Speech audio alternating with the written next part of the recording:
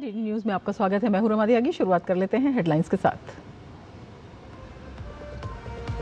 राष्ट्रपति द्रौपदी मुर्मू ने प्रदान किए पद्म पुरस्कार। अभिनेता धर्मेंद्र और एन राजन को पद्म विभूषण, भगत सिंह कोश्यारी, पीयूष पांडे समेत 66 हस्तियां हुई पद्म पुरस्कारों से सम्मानित।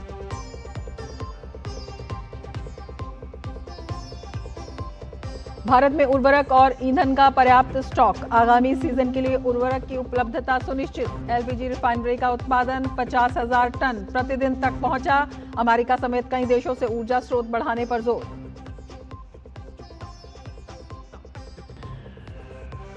असम विधानसभा में पेश हुआ ऐतिहासिक यूसीसी विधेयक। 27 मई को होगी महाचर्चा। बिल में बहुविवाह पर रोक का प्रावधान। जनजातीय समुदायों को मिलेगी छूट।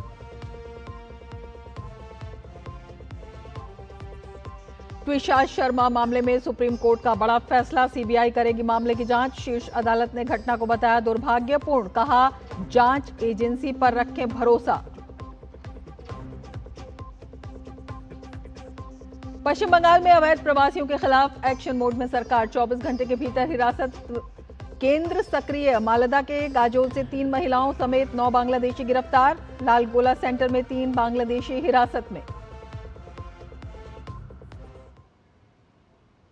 और अब विस्तार से समाचार। राष्ट्रपति द्रौपदी मुर्मू ने राष्ट्रपति भवन के गणतंत्र मंडप में आयोजित 2026 के पहले नागरिक अलंकरण समारोह में 66 पद्म पुरस्कार प्रदान किए। समारोह में उपराष्ट्रपति सीपी राधाकृष्णन, प्रधानमंत्री नरेंद्र मोदी, केंद्रीय गृह मंत्री अमित शाह और अन्य गणमान्य व्यक्ति उपस्थित रहे।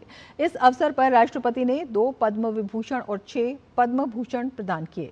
अभिनेता धर्मेंद्र को मरणोपरांत पद्म विभूषण से सम्मानित किया गया, जिसे उनकी पत्नी अभिनेत्री हेमा मालिनी ने ग्रहण किया।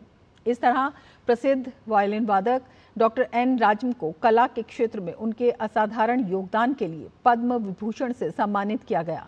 कला, साहित्य और भारतीय सांस्कृतिक विरासत में योगदान के लिए शताब्दानी डॉक्टर आर गणेश को पद्म भूषण प्रदान किया गया। उत्तराखंड के पूर्व मुख्यमंत्री और महाराष्ट्र के पूर्व राज्यपाल भगत सिंह कोश्यारी और जाने माने उद्योगपति कोटक महिंद्रा बैंक के संस्थापक उदय सुरेश कुमार कोटक को भी पद्म भूषण से सम्मानित किया गया। भाजपा के वरिष्ठ नेता और दिल्ली के पूर्व मुख्य कार्यकारी पार्षद प्रोफेसर विजय कुमार मल्होत्रा को मरणोपरांत पद्म भूषण दिया गया। प्रख्यात भारतीय gastroenterologist doctor Kalipati Ramasamy Palaniswami को चिकित्सा के क्षेत्र में उनके उत्कृष्ट योगदान के लिए पद्म भूषण से सम्मानित किया गया, जबकि विज्ञापन जगत के दिग्गज डॉक्टर पीयूष पांडे को मरणोपरांत पद्म भूषण से सम्मानित किया गया।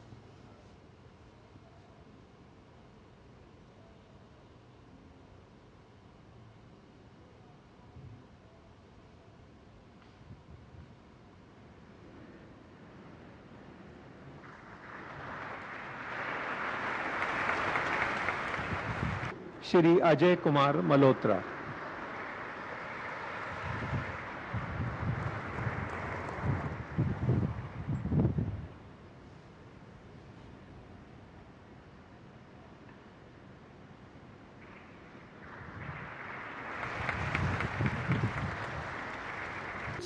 गैस्ट्रोएंट्रोलॉजी।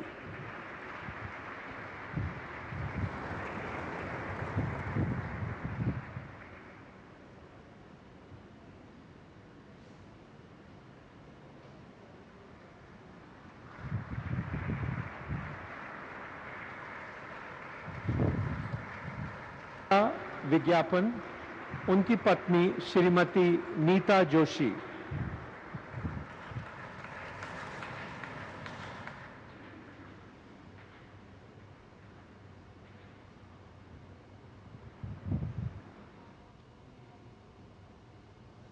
पश्चिम एशिया की वर्तमान स्थिति को लेकर आयोजित अंतर मंत्रालयी प्रेस वार्ता में उर्वरक विभाग की संयुक्त सचिव अपर्णा एस शर्मा ने कहा कि देश में उर्वरकों की उपलब्धता वर्तमान में बेहद मजबूत और आरामदायक स्थिति में है।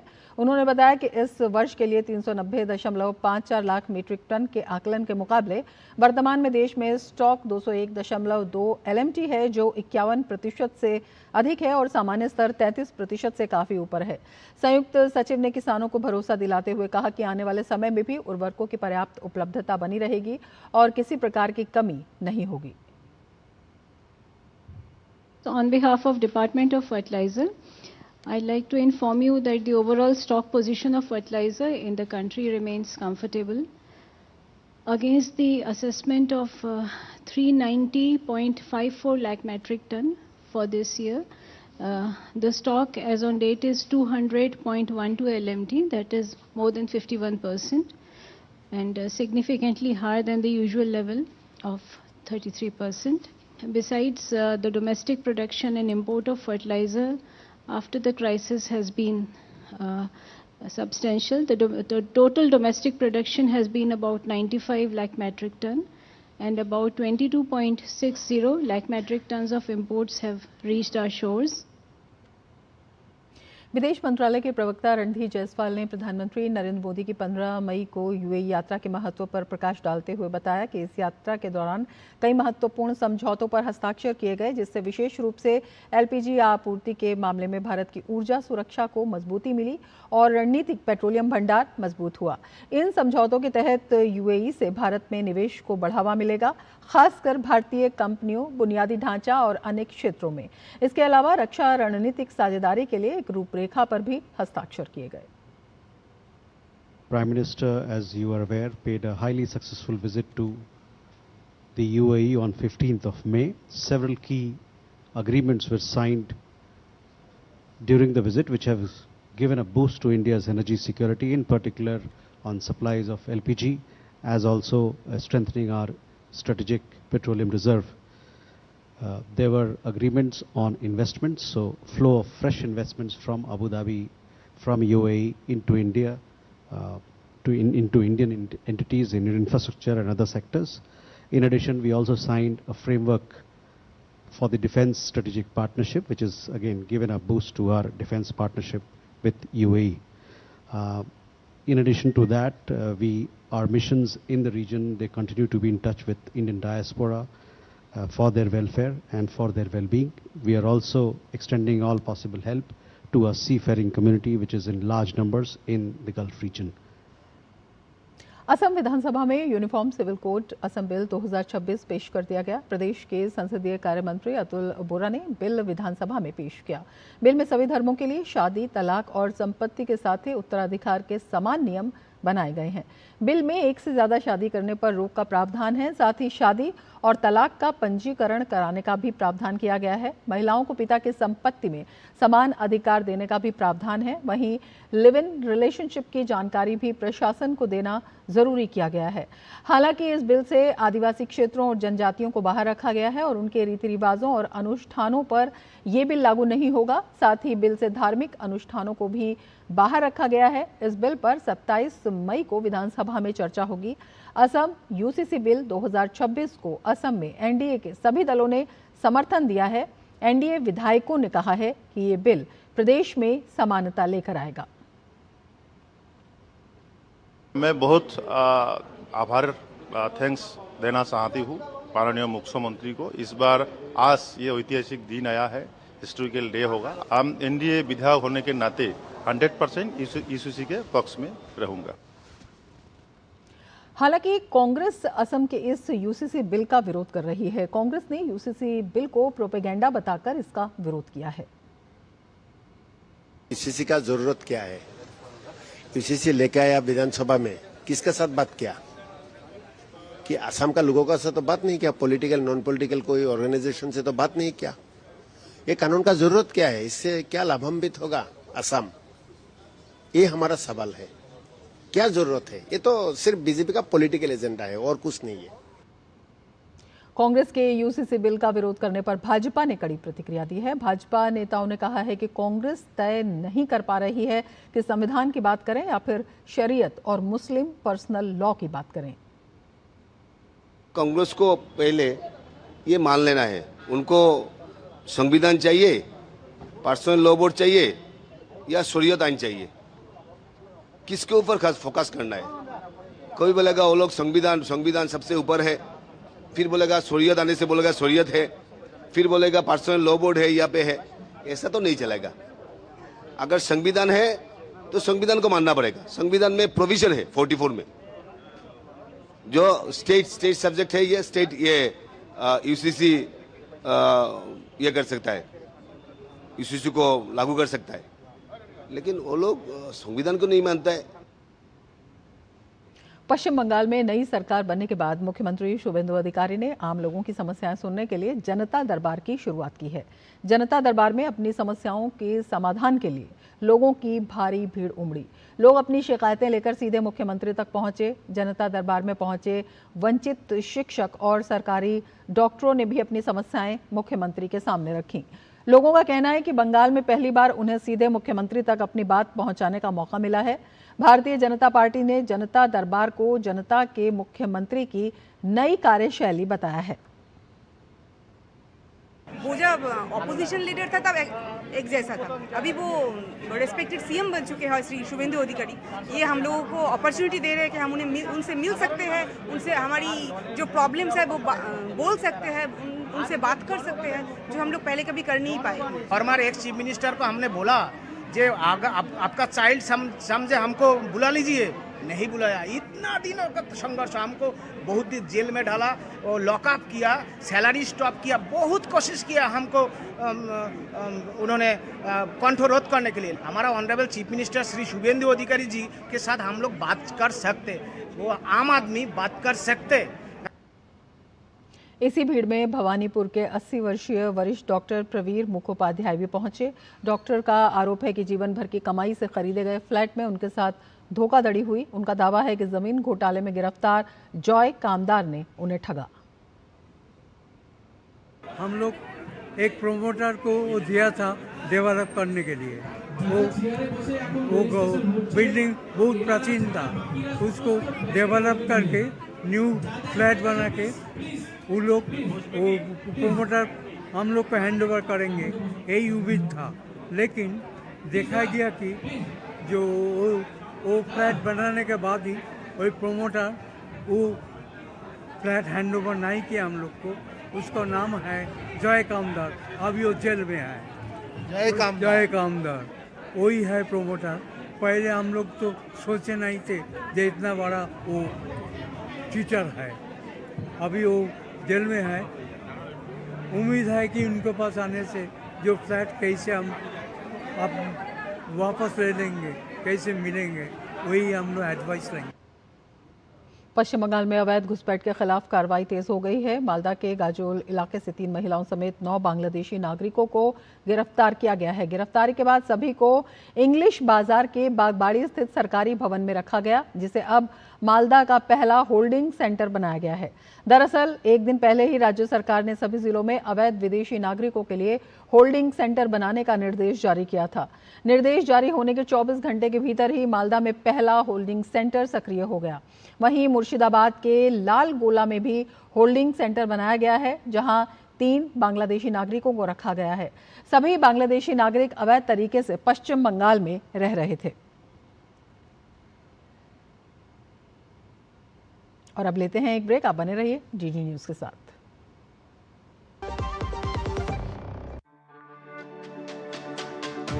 मेरी पसंद, मेरी पसंद, मेरी पसंद, मेरी पसंद, हमारी पसंद, हम सबकी पसंद। मजबूत देश का मजबूत सरिया हो गया स्टील। मास्टर जी नमस्ते, 2 ड्रेसेस बनानी है, ठीक है? ऐसा कुछ। लेकिन मास्टर जी 4 दिन में पार्टी है, बन जाएगी ना पक्का? हो जाएगा। कैसे? फैशन चेंजेस हमेशा, उषा हमेशा। भारतीय जनता पार्टी के प्रवक्ता गौरव भाटिया ने नेता प्रतिपक्ष राहुल गांधी की हालिया बैठक और उसके बाद दिए गए बयान पर दुख व्यक्त किया। उन्होंने कहा कि वैश्विक संकट के बीच जब कई देशों की अर्थव्यवस्था कमजोर हो गई है, तब प्रधानमंत्री नरेंद्र मोदी के नेतृत्व में भारत पिछले 85 दिनों में इस चुनौती का मजबूती से सामना कर रहा है। गौरव भाटिया ने कहा कि हमारी अर्थव्यवस्था मजबूत और स्थिर है। आदरणीय प्रधानमंत्री श्री नरेंद्र मोदी जी के नेतृत्व में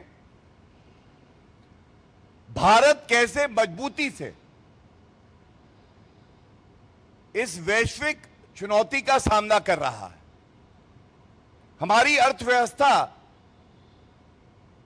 मजबूत है। प्रधानमंत्री जी ने अपील करी और 140 करोड़ भारतीय वो खड़े हो गए देश प्रेम में कंधे से कंधा मिलाकर। ये चुनौती है क्या? इस चुनौती को हम परास्त करेंगे और भारत और मजबूत होके निखर के निकलेगा। भाजपा प्रवक्ता गौरव भाटिया ने नेता प्रतिपक्ष राहुल गांधी के हालिया बयान पर तंज कसा। गौरव भाटिया ने पूछा कि क्या विपक्ष में रहते हुए नेता प्रतिपक्ष देश की सेवा नहीं कर सकते, और जब देश को हर नागरिक की जरूरत है तो क्या राहुल गांधी अपने नागरिक कर्तव्यों का पालन कर रहे हैं? उच्चतम न्यायालय ने पंजाब के आगामी स्थानीय निकाय चुनावों को मतपत्रों के जरिए कराने के राज्य निर्वाचन आयोग के फैसले को चुनौती देने वाली याचिका को खारिज कर दिया है। सर्वोच्च न्यायालय ने स्पष्ट किया कि चुनाव प्रक्रिया के इतने करीब आने पर इसमें किसी भी प्रकार का हस्तक्षेप नहीं किया जा सकता।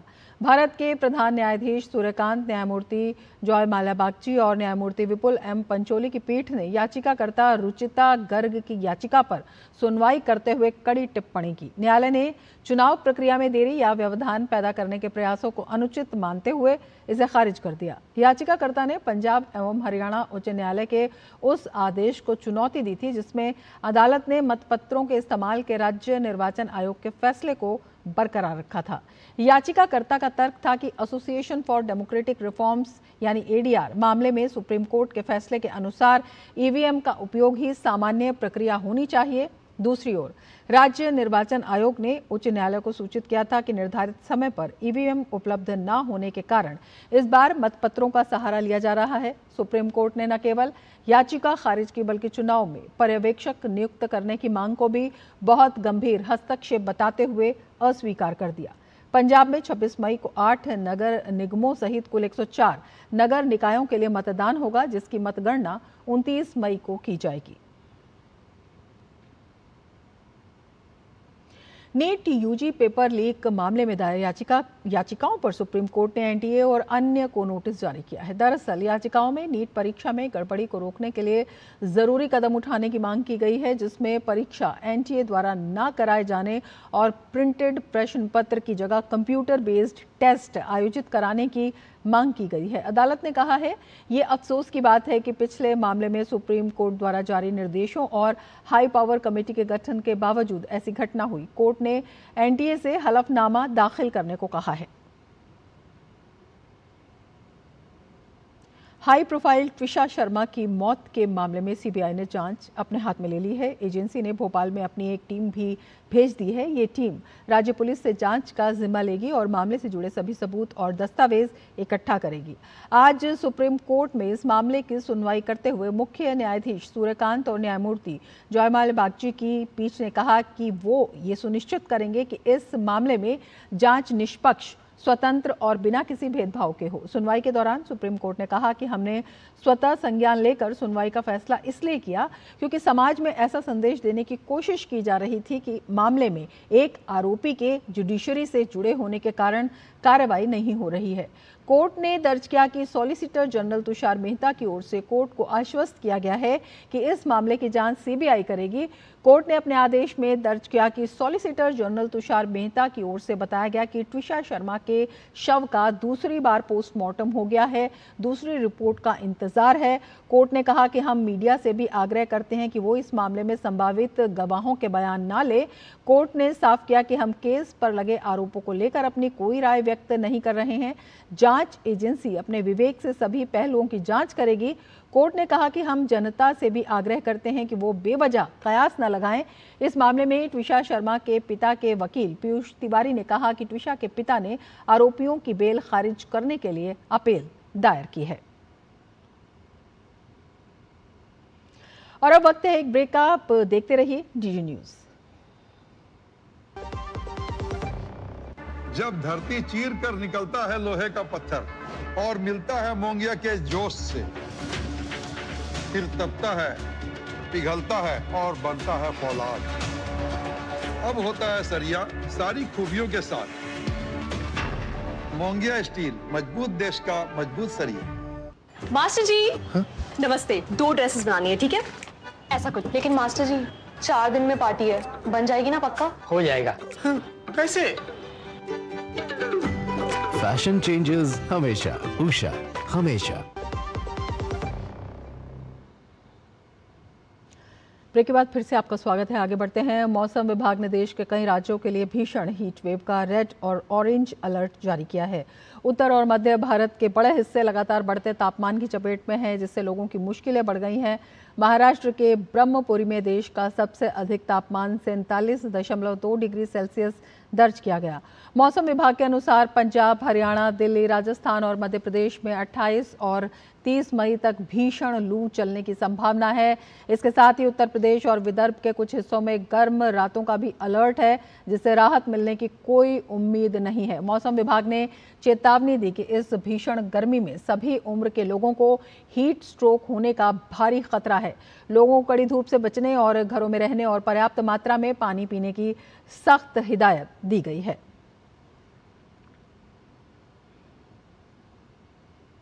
लगातार चढ़ते पारे और हीट वेव से पूरा उत्तर भारत और देश के तमाम हिस्से प्रभावित हैं। तापमान लगातार 40 डिग्री के पार बना हुआ है, जिससे अभी 3 दिनों तक ऐसे ही बने रहने के आसार हैं। हालांकि पश्चिमी विक्षोभ के चलते मई महीने के अंत में 1-2 दिन राहत मिल सकती है। ये कहना है मौसम वैज्ञानिक अखिल श्रीवास्तव का।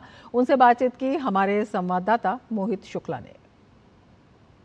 डॉक्टर अखिल श्रीवास्तव हमारे साथ हैं। राहत कब तक मिलेगी, क्योंकि लगातार 3-4 दिन ये बहुत ही ज़्यादा गर्मी और उमस से भरे हुए हैं? देखिए, अभी जो कंडीशंस चल रही हैं, हीट वेव कंडीशंस कई जगहों पर नॉर्थ वेस्ट इंडिया में, साथ साथ में सेंट्रल इंडिया में और साउथ वेस्ट इंडिया का जो नॉर्दर्न पार्ट्स है वहाँ पर रियलाइज़ हो रही हैं। अभी हमारा अनुमान यही है कि एक पश्चिमी विक्षोभ यानी वेस्टर्न डिस्टर्बेंस जो है वो 28 तारीख से उत्तर पश्चिम भारत को प्रभावित करेगा। साथ साथ में ईस्टर्ली विंड्स का भी प्रभाव जो है उत्तर पश्चिम भारत देखने को मिल रहा है, जिसकी वजह से 28 तारीख के बाद में हमारा अनुमान ये है कि अधिकतम तापमान में गिरावट देखने को मिलेगी। Thunder storm activity, thunder shower activity, साथ में विंड स्पीड भी तेज़ रहेगी उत्तर पश्चिम भारत में, और जो अधिकतम तापमान है उसमें कम से कम 6 से 8 डिग्री सेंटीग्रेड के बीच में गिरावट जो है 28 तारीख के बाद के आने वाले 3 दिनों में देखने की उम्मीद है। कौन कौन से ऐसे इलाके हैं जहां के लिए रेड अलर्ट किया गया है? कुछ इलाकों में मैं देख रहा हूं कि ग्रीन अलर्ट भी है और कहीं पर येलो है, तो कौन कौन से वो इलाके हैं जहां पर ऐसे अलर्ट किए गए हैं? देखिए, ये जो अलर्ट है ये अलग अलग वेदर सिस्टम को देखते हुए दिए गए हैं। अगर इनको हम क्षेत्रवार समझें तो जो मौसमी संभागों के लिए जारी किए जा गए हैं, इसमें देखेंगे जो पूर्वी उत्तर प्रदेश है यहाँ पर heat waves to severe heat wave conditions के साथ साथ वार्म नाइट यानी कि रात्रि तापमान भी नॉर्मल से ज़्यादा रहेंगे, वो भी रात में डिस्कम्फर्ट रहेगा, तो देखते हुए रेड अलर्ट इशू किया गया है। वहीं पूर्वी उत्तर प्रदेश, पूर्वी मध्य प्रदेश, विदर्भा, तेलंगाना, उड़ीसा, इन सभी क्षेत्रों में रेड अलर्ट इशू किया गया है heat wave to severe heat wave conditions के साथ साथ वार्म नाइट कंडीशंस को देखते हुए। वहीं अगर हम बात करें पंजाब, हरियाणा, पश्चिमी उत्तर प्रदेश, पश्चिमी राजस्थान, पश्चिमी मध्य प्रदेश, छत्तीसगढ़, तटीय आंध्र प्रदेश, इन सभी क्षेत्रों में हीट वेव कंडीशन देखते हुए ऑरेंज अलर्ट भी इशू किया गया है। बाकी जो पश्चिम हिमालयी क्षेत्र हैं, जो हमारा पूर्वी राजस्थान का भाग है, बिहार, झारखंड, इन सभी क्षेत्रों में हीट वेव को देखते हुए येलो अलर्ट है।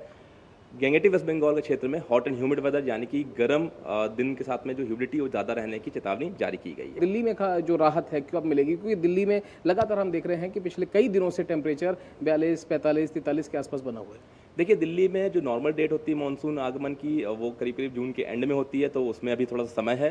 हालांकि जो दिल्ली में अधिकतम तापमान जो 43 से 45 डिग्री सेंटीग्रेड के बीच में रिकॉर्ड किए जा रहे हैं, उनमें 28 तारीख के बाद में गिरावट संभव है। 28 तारीख से यानी 28 मई से हमारा अनुमान ये है कि थंडरस्टॉर्म एक्टिविटी, थंडर शावर की एक्टिविटी जो वेस्टर्न डिस्टर्बेंस की वजह से दिल्ली को भी प्रभावित करेगी, और अधिकतम तापमान है उसमें भी जो है काफ़ी गिरावट देखने को मिलेगी। ठीक है, वक्त देने के लिए बहुत शुक्रिया। तो साफ तौर पर आप डॉक्टर अखिल श्रीवास्तव को सुन रहे हैं। दिल्ली वालों को और देश के तमाम हिस्सों में, पूर्वी उत्तर प्रदेश हो, तेलंगाना हो, तटीय इलाके हो, विदर्भा हो, ये तमाम ऐसे इलाके हैं जहां पर अगले 3 से 4 दिन हीट वेव्स आपको परेशान कर सकती हैं। दिल्ली से कैमरा पर्सन जगदेव के साथ मैं मोहित शुक्ला, दूरदर्शन न्यूज़। और दिल्ली में पड़ रही भीषण गर्मी के बीच दिल्ली ट्रैफिक पुलिस ने अपने कर्मियों को राहत देने के लिए नई पहल शुरू की है। लंबे समय तक धूप में ड्यूटी करने वाले ट्रैफिक पुलिस कर्मियों को अब एसी हेलमेट और पोर्टेबल पंखे उपलब्ध कराए जा रहे हैं। इन कूलिंग हेलमेट्स का उद्देश्य तेज गर्मी और लू के प्रभाव को कम करना है, ताकि पुलिसकर्मी व्यस्त सड़कों पर बेहतर तरीके से अपनी ड्यूटी निभा सकें। फिलहाल इस व्यवस्था को ट्रायल आधार पर शुरू किया गया है। दिल्ली में तापमान लगातार बढ़ने के कारण ट्रैफिक पुलिस कर्मियों को घंटों खुले आसमान के नीचे काम करना पड़ता है। ऐसे में ये पहल उनके लिए बड़ी राहत साबित हो सकती है। इस संबंध में दिल्ली पुलिसकर्मी ने इस पहल की सराहना की। उन्होंने बताया कि इसे लगने से सिर के अंदर ठंडक महसूस होती है। ये लगाने से काफ़ी सिर के अंदर ठंडक महसूस होती है, और वैसे कैप लगा के खड़े होते हैं उससे बहुत फर्क है इसमें। ये अच्छा है। वजन बिल्कुल थोड़ा 100-150 ग्राम 200 ग्राम तक है बस, इससे ज़्यादा नहीं। दिन में जैसे अभी हमारे 8 घंटे, तो जैसे इस जगह पर खड़े हैं तो यहाँ 4-5 घंटे लगा सकते हैं आराम से। उत्तर प्रदेश ने शनिवार को 31,804 मेगावाट की रिकॉर्ड पीक डिमांड को पूरा कर देश में सबसे अधिक बिजली आपूर्ति का नया कीर्तिमान स्थापित किया है। नगर विकास एवं ऊर्जा मंत्री ए.के. शर्मा ने बताया कि सरकार का लक्ष्य हर घर और गांव तक निर्बाध एवं गुणवत्तापूर्ण बिजली पहुंचाना है। उन्होंने कहा कि ग्रामीण क्षेत्रों में भी लगभग 22 से 22.5 घंटे बिजली उपलब्ध कराई जा रही है, जिससे आमजन, किसान, व्यापारी और उद्योगों को राहत मिली है। उन्होंने स्पष्ट किया कि तकनीकी, प्राकृतिक अथवा मानव जनित कारणों से कहीं कहीं स्थानिक व्यवधान उत्पन्न हो सकते हैं, लेकिन उन्हें दूर करने के लिए विद्युत विभाग के अधिकारी और कर्मचारी दिन रात पूरी निष्ठा और समर्पण के साथ कार्य कर रहे हैं। उन्होंने लोगों से अपील की कि विद्युत कर्मियों का मनोबल बढ़ाएं, जो भीषण गर्मी और कठिन परिस्थितियों में भी लगातार काम कर रहे हैं। इंडियन रेलवे फाइनेंस कॉरपोरेशन ने हैदराबाद मेट्रो के पुनः वित्त पोषण के लिए 13,527 करोड़ रुपए के समझौते पर हस्ताक्षर किए। रेल मंत्रालय के अधीन नवरत्न कंपनी केंद्रीय सार्वजनिक उपक्रम Indian railway finance corporation limited ने सोमवार को L&T metro rail Hyderabad limited के साथ 13,527 करोड़ रुपए के टर्म लोन समझौते पर हस्ताक्षर किए। ये लोन हैदराबाद मेट्रो रेल परियोजना के लोन देनदारियों के पुनर्वित्त पोषण के लिए प्रदान किया जाएगा। इसे भारत के शहरी परिवहन क्षेत्र के सबसे महत्वपूर्ण पुनर्वित्त लेन देन में से एक माना जा रहा है। इस मौके पर तेलंगाना के मुख्य सचिव के रामकृष्ण राव और IRFC के CMD और CEO मनोज कुमार दुबे भी मौजूद थे। इसके साथ ही इस बुलेटिन में फिलहाल इतना ही। नमस्कार।